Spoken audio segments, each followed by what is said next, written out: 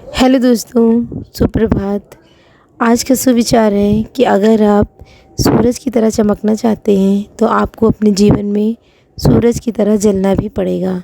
अगर आप अपने जीवन को एक फूल की तरह खुशबूदार बनाना चाहते हैं तो आपको एक पौधे की तरह धूप में जलना भी होगा, बारिश में भीगना भी होगा और सर्दी भी सहनी पड़ेगी।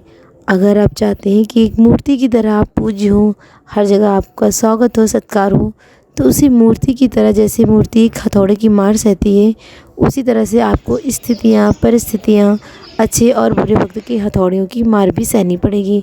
तो अगर आपके अंदर इतना साहस है तो फिर आपको सफलता ज़रूर मिलेगी। आपको कामयाबी की शिखर पे पहुंचने से कोई नहीं रोक सकता है। So hello friends, good morning, सुप्रभात। कैसे हैं आप सब? आई होप कि आप सब बहुत अच्छे होंगे और अपना बहुत अच्छे से ख्याल रख रहे होंगे। आप लोगों के प्यार से और बड़े लोगों के आशीर्वाद से मैं भी एकदम ठीक हूँ। तो आज है 30 अप्रैल और आज है महीने का आखिरी दिन।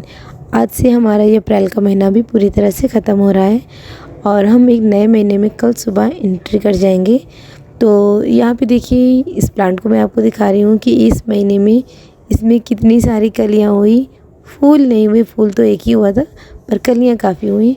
और इसी तरह से मैंने इस बार जितने भी मेरे पास ऐसे प्लांट थे जो अच्छे से ग्रोथ नहीं जिनकी हो पा रही थी और ये गमले में होने की वजह से ख़राब हो रहे थे, तो उनको मैंने सोचा था कि इस महीने में सारे प्लांट अपने इन जो गमलों में लगे यहाँ से निकाल करके ज़मीन में इनको शिफ्ट कर दूँगी।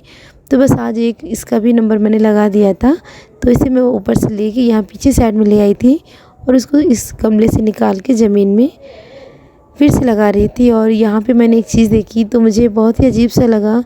तो ये देखिए, आप देख सकते हैं कि किस तरह से इस पौधे की सारी जड़ें आपस में चिपकी हुई हैं और इसी तरह से हम इंसानों का भी जीवन होता है। देखिए, हमें एक अच्छा माहौल मिलना बहुत ज़रूरी होता है। हमें जिस तरह से इस पौधे को देखिए, अगर ये आज ज़मीन में लगा हुआ होता, जिसकी जड़ इस तरह से एक दूसरे में गुथी ना होती, बल्कि ज़मीन में बहुत अच्छे से पहुँच चुकी होती, खूब सारा पोषक तत्व लेके, पानी लेके, मिट्टी की पोषक तत्व लेके, धूप लेके ये पौधा न जाने कितना बड़ा हो गया होता।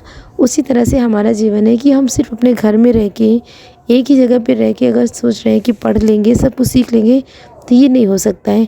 हमें बाहर निकलना होगा, बाहर की दुनिया देखनी होगी, क्योंकि बाहर की दुनिया बहुत बड़ी है। बाहर बहुत कुछ है सीखने के लिए, समझने के लिए। परिस्थितियाँ हमें सिखाती हैं, पर वातावरण का भी हमारे जीवन में बहुत गहरा प्रभाव पड़ता है। जिस तरह से हम देखिए कोई चीज़ याद करते हैं तो हमें याद नहीं होता है, और अगर उसी चीज़ को हम प्रैक्टिकल करके देख लेते हैं, जैसे कि हमने पहले की क्लासेस में पढ़ी थी, आप लोगों ने भी पढ़ा होगा कि जो चीज़ हम प्रैक्टिकल करके देखते हैं तो वो हमारे माइंड में ज़्यादा समय तक रहती है, कि उसकी छवि बन जाती है और वो हम अपनी ताउम्र नहीं भूलते हैं, वो उसे हम बहुत अच्छे से समझ पाते हैं।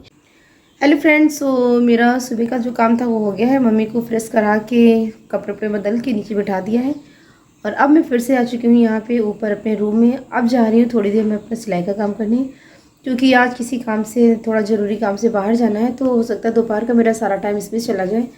और सिलाई का काम आज करना ज़रूरी है, तो उसको भी निपटा लूँगी, उसके बाद में फिर बाहर जाऊँगी। तो सबसे पहले ये थोड़ा सा बेड साफ़ कर लेती हूँ, क्योंकि हम लोग उठ के ऐसे चले गए थे, बेड मैंने नहीं सही किया है। बेड साफ़ कर लेती हूँ और ये टेबल जो है ये थोड़ा सा मैसी हो रखी है, इसको साफ़ कर लेते हैं और उसके बाद में अपना सिलाई का काम स्टार्ट करते हैं। तो बस बने रहिए हमारे साथ आज की वीडियो में, आज की दिनचर्या में। तो फ्रेंड्स, यहाँ पे सुबह की मैंने सारे काम करने के बाद में बेड वगैरह साफ़ करने के बाद में अच्छे से सेट कर दिया था, और इसके बाद में मैं यहाँ पे अपने एक सूट था मेरे पास, उसकी कटिंग करनी थी, वो भी मुझे देना था, तो उसकी कटिंग में मैं लग गई थी। तो दोपहर तक मैंने ये कटिंग वगैरह की। सिलने का मुझे टाइम नहीं मिल पाया क्योंकि मुझे जाने के लिए लेट हो रहा था, और आप समझ सकते हैं कि बाहर के अगर एक काम के लिए निकलो तो कई काम याद आ जाते हैं। और एक्चुअली मम्मी को भी मुझे साथ में लेके जाना था, इसलिए मैं टाइम से पहुंचना चाहती थी और टाइम से घर वापस आना चाहती थी, क्योंकि अब मम्मी उतने टाइम तक बैठ नहीं पाती, उतनी देर तक उनके लिए बैठना थकान उनको दे देता है। तो कोशिश मैंने ये की है कि जल्दी से जाके जल्दी से सारा काम निपटा के मैं आ जाऊँ।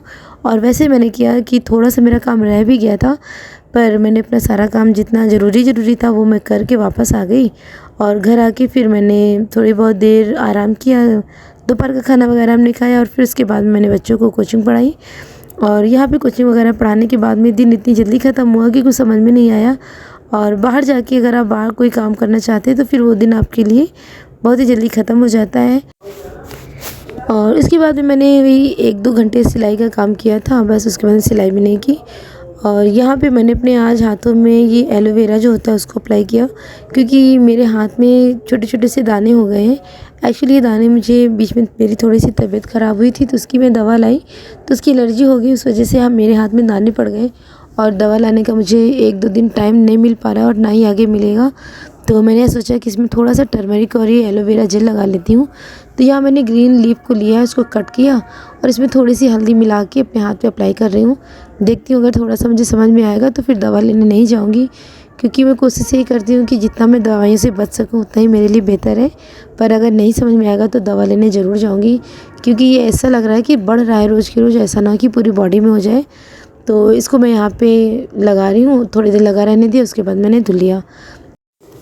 तो देखते हैं कि इसका क्या रिज़ल्ट मिलता है, अदरवाइज़ मैं दवा लेने चली जाऊँगी। और बस फिर इसके बाद में रात के जो काम होते हैं वो हुए। आज मैं बस आप लोगों के साथ में सुबह से ही शाम तक का रूटीन ही शेयर कर रही हूँ। तो बस ये थे हमारी आज की ब्लॉग। मिलते हैं नेक्स्ट वीडियो में, तब तक के लिए take care, bye bye, thanks for watching.